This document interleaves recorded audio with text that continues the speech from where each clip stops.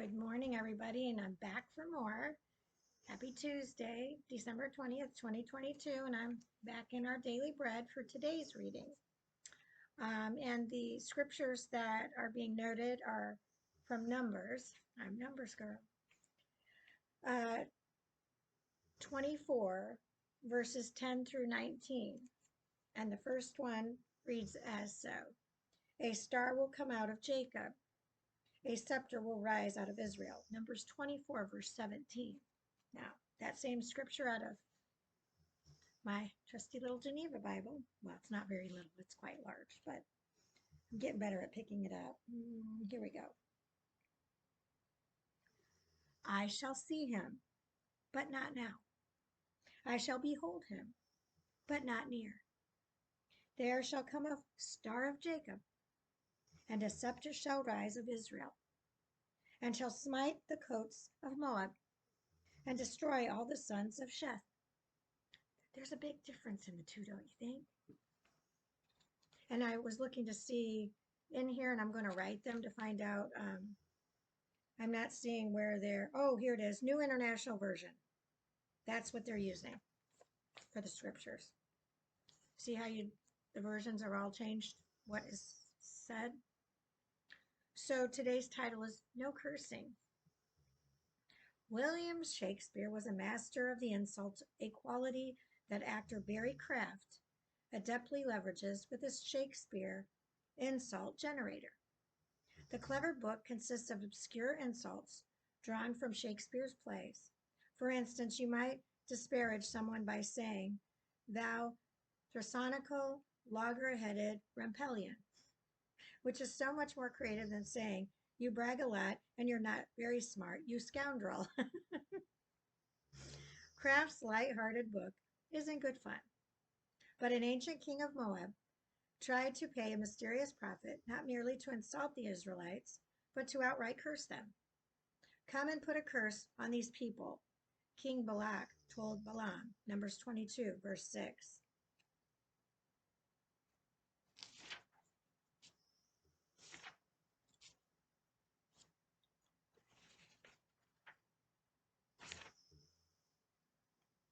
Come now, this is 22, verse 6. Come now, therefore, I pray thee, and curse me this people, for they are stronger than I.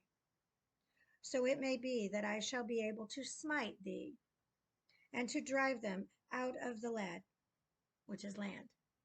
For I know that he whom thou blessed is blessed, and he whom thou cursest shall be cursed.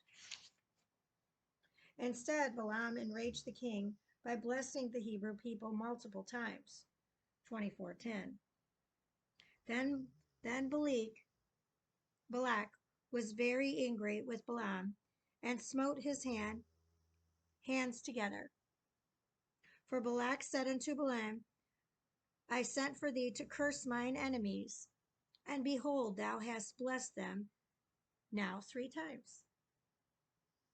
I see him, but not now. I behold him, but not near. 24:17, which I had already read. Clearly, the individual in the view is not yet on the scene. But just who is Balaam talking about? The next line holds a clue. A star will come out of Jacob, a scepter will rise out of Israel. The star would one day lead wise men to the promised child. Okay, the star is Jesus Christ. At least that's what it's mentioned here in my Geneva Bible. An ancient Mesopotamian prophet who knew nothing of Messiah pointed the world to a future sign declaring his arrival. From an unlikely source came not cursing but blessing. Tim Gustafsson was the writer of this devotion. How does Numbers 24 help you see the Christmas story differently? How might it change the way you act when you encounter people opposing the work of God? God, please give me eyes to see your hand at work in all things. And it's interesting, I uploaded something earlier on my Facebook publicly about Ellen and how her and Portia bought a $70 million estate in California. And I posted about her ears just keep getting bigger and bigger. And I wonder if that's not God's wrath, justice about having eyes to see and ears to hear. I don't know. They kind of go together. I don't know. Just something to think about.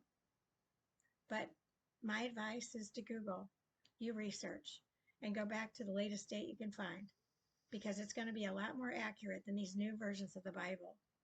I understand why they're printing them out, but you think he does? He's been clear about when this was written. Do not change or alter in any way.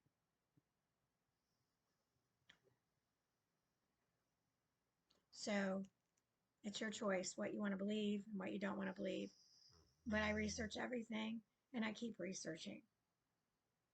How else are you going to know the truth amidst all of the web of lies? So I hope you enjoyed this devotion, and no cursing, which that's been my biggest obstacle in my walk with faith. And I never used to swear ever, ever, ever, ever. I mean, I would be like, So I'm almost to that point again. I'm so close to nipping that in the butt. I just keep throwing it up to him and saying, "You got to help me with this." It's something that I've struggled with, and for Lent one year, I started putting money in a change jar to donate. That if I did swear, and I was becoming accountable for it that way, and it was easier for me to see, oh my gosh, what have I done? Stop doing this. And then I just went right back to my wicked ways. It's just um, the nature of the beast, and that's exactly what the devil is. Eats the beast.